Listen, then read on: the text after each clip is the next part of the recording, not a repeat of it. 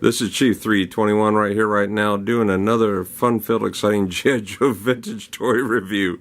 Zarana showed up, and she is kind of quiet for some reason this evening. She wanted me to do a very good review of her action figure, so stay tuned. Hello, everybody. This is Chief 321 right here, right now, doing another fun-filled, exciting G.I. Joe vintage toy review of Zarana. This month is the Dreadnought month, and we're going to be doing a lot of Dreadnoughts this whole month. We're going to be doing, we've already done Xandar, we've already done, we've already done Zartan. We're going to be doing Ripper, Buzzer, Torch. We're also going to be doing Thrasher and the Thunder Machine. We'll also be doing Road Pig. Now, I don't have Zanzibar. I really never had him, never cared for him. He was never in the animated series, so never really picked him up. Besides, his name kind of sounded like a candy bar. Zanzibar candy bar. Just, it kind of rhymes, but anyway, never got him in Guanahide or Nagahide, however that one was pronounced. Never saw him either. But we're going to go ahead and get started with Zarana here. Zarana was first released in the Series 5. She was available in 1986. She was part of the 5th series, from the first original series being the first 13. She was available in 1986. She was on store shelves for under $3, according to yojo.com. Like I said, she was available from 1986 all the way up to 1988 and was discontinued in 1988. Now, her and her brother Zartan and Xandar all came with these armored sleeves. They're all the same from here up. From here down, they're all different. I believe that each one of them shared this to represent they're all related. Now, the first thing we notice about Zarana here is there was 2 variants, and I don't have the other one that has the earrings.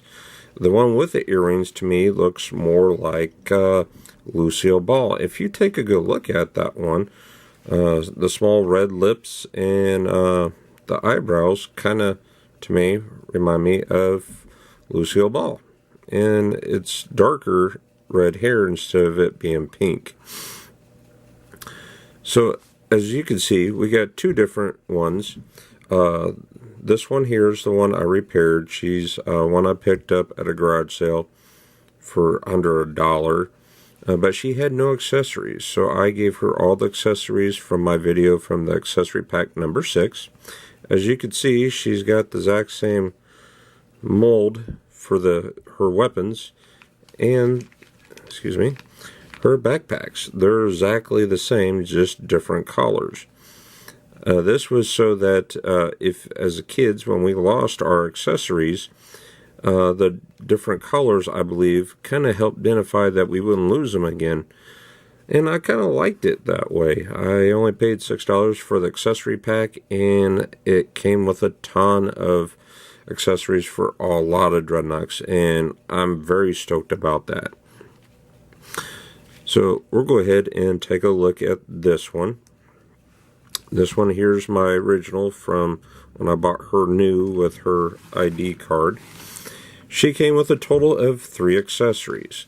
She came with her gun, her backpack, and yes, I consider her ID card a part of her accessories. She was packaged on it, and you can see where I removed it when I was a kid, and they covered with the stickers back then the swivel action bottle grip.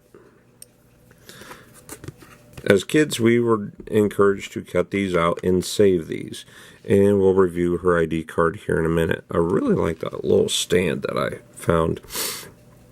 So as we take a look at her, we'll remove her accessories. Now, I found it easier to just twist right up here. Let's see if I can get the camera to zoom in and without getting out of focus. And once that fits in her palm really good, Just give it a light twist and it fits in real good. Now it kind of looks like a fan blade to a radiator. Maybe that's what she got from Thrasher's Thunder Machine. I'm not too sure. And it's very different, very unique, kind of maybe hillbilly style gun. I'm not too sure. Now, I have nothing against hillbillies. I got 4 good friends that are hillbillies. So, hey guys, enjoy this. And knowing them, they might want to try to build this.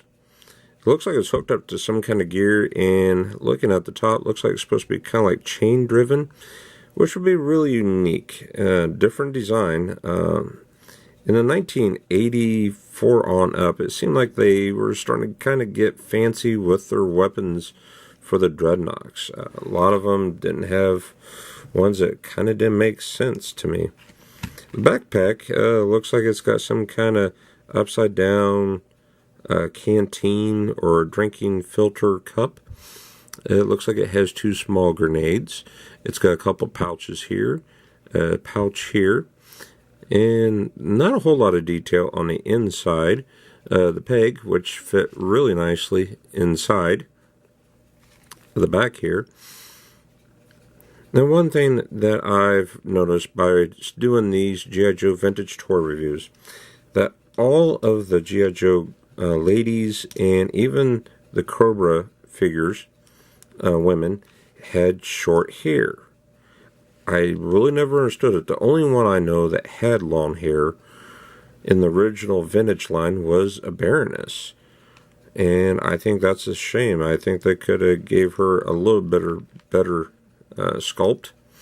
For some reason, I know kids that tried to pull this part of her hair off because it's kind of like pegged in there.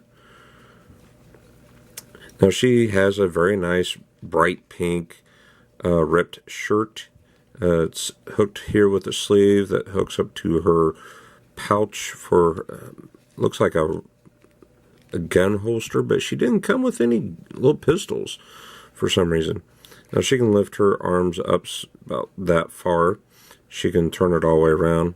She's got the swivel action battle grip, as you can see here. And it would allow her to move all the way around. It allowed her to hold a weapon, or her little pistol, or whatever you want to call this here. And made it look like she's holding her rifle with 2 hands instead of just 1. You can see that this one here is a little old, and she just doesn't want to hold her backpack in anymore. Maybe she's getting tired. Now, here's one thing I noticed. These here, the armored sleeves, she has no shirt that, connects to the sleeves. So how is it supposed to be held on here? Now, here, this makes sense. If you watched my last one of Zartan, his basically has plain skin all the way around and doesn't connect and flow. But I understand with these action figures, Zartan, Xandar, and Zarana, they changed color in the sunlight, and I found out by doing a little research, they actually change color when you get them cold. So the one guy I talked to, he used to throw his Zartan in the refrigerator just to watch it turn colors. Very interesting. She's got a dark mahogany, maybe kind of like a purple reddish collar belt that goes all the way around. It's got some studs on the back. She's wearing blue jeans. She's got pink, I don't know what you would call this. I'm going to say probably like, not spandex maybe, underneath. Maybe a sweater pant legs. But she's got nice sculpted black leather boots with a brown knee pad. Now, I think that would have been really cool. Now, there's supposed to have been a rumor that, yep, and here it is, that she had spikes or spurs. See if I can get the angle just right here so show up on the camera. That these here. Now, some of them actually look like they were actual like spurs instead of just a little knot. And then there's other ones that have none. Now, this one here has been broke, and I seen that on yojo.com that they're famous for breaking. So just be careful if you're looking for one with and without. So we'll talk about her hair. She's got very pink hair. She's got the Dwayne Johnson eyebrows that her brother Xandar has. Very nice little face, but the other version, I would really love to have that as well. The earring one, just to do a side-by-side comparison. This one here is my oldest. Like I said, I picked this one up at the garage sale. She's got nice little like spikes on her elbows here.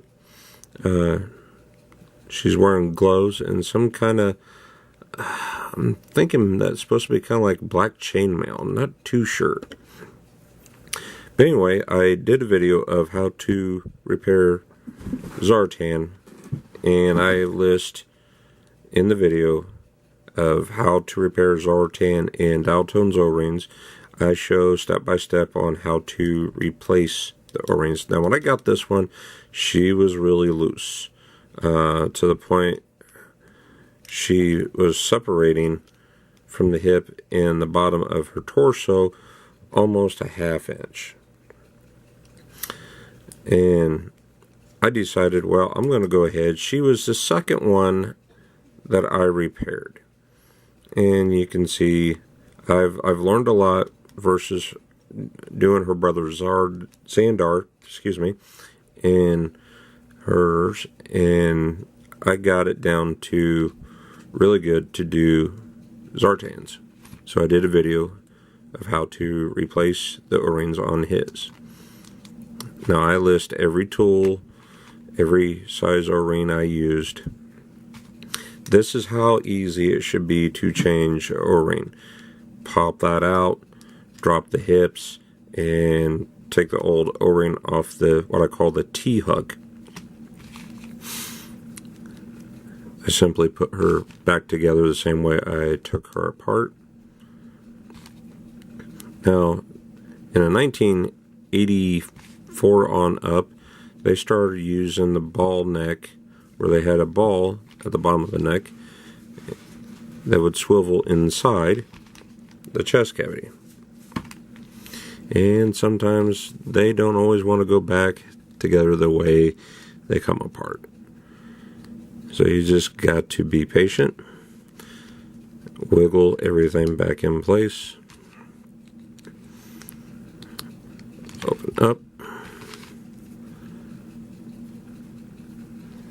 and there we go. Now she's back together. Put the O-ring back in the back. Get my big fingers here. There we go. Just wiggle around. And there we go. She's back together. Head moves very good from left to right. Like I said, she can move her arms up about that high. She's got the swivel battle arm grip. She can kick about 90 degrees. She can drop her knee about 90 degrees. She can do the hippie shake shake. So that is my review of this action figure. Now we'll get to her file card here. Hopefully this will come in good. Alright. Zarana is a professional assassin who gains access to her victims through skillful acting and masterful use of makeup and disguise. Now, in the animated series, she did that quite a bit. She changed her looks or makeup a lot. And she kind of had, in the animated series, kind of a crush on dial tone. In the comic book series, which I never knew until I was older, Road Pig actually had a crush on her. But I really wish that this sculpt here on how they did that would reflect the action figure better. It's Really done well. The artwork is amazing. And this portrait was on the whole big cardboard backing of the action figure. As it continues, Zartan concentrates on the pure physical aspect of the disguise. Zarana works from the method actor's point of view to completely become the object of their perception. To think, feel, and react like that person. She is an expert in small arms, explosives, and edged weapons, like her two brothers. Now here's a question to the viewer. Would you consider her being the baby of the family, since Zartan was the first and the oldest, and Xandar came out the same year, I believe, that she did? Would her and Xandar be twins? Or would she be a little older than Xandar? I think that'd be a good discussion. Go ahead and leave a comment below what your thoughts are on this. She's an expert, and like I said, in small explosives and edged weapons like her two brothers. She also has the ability to change skin color. That's why, for some reason, Hasbro made it where they glued her and her two brothers. They are the hardest ones to replace the O-rings for some reason. Now, I believe that they actually used super glue or some kind of glue to hold these two together. Why, I don't know. You will find out. Some collectors find it a bear to talk about because they don't want to ruin the action figure. And I totally get that. I totally understand. But I think with what I've done with the Zartan one, I was so confident I had to post a video about it. Zarana could have had a brilliant career in a professional stage if the evil in her nature hadn't been so strong. She throws tantrums, cuts ahead on lines, and never leaves a tip. She poses a oral intersection for 6 months on one assignment, armed only to the real specification coated dental floss to incapacitate her unwilling victims. Wow, so don't keep dental floss if she's coming over for dinner. She escaped dressed in a granny lady hoodling. I think that's supposed to be hooding. And on a walker right past the cops into the cab. The cabbie reminded her she didn't leave a tip. Now, in the earlier versions, or the earlier G.I. Joe action line from 1982 up to 1986, I'm going to say, they would say a lot about code name. Zartan, he had it where his code name was unknown. I'll actually pull his out right here real quick.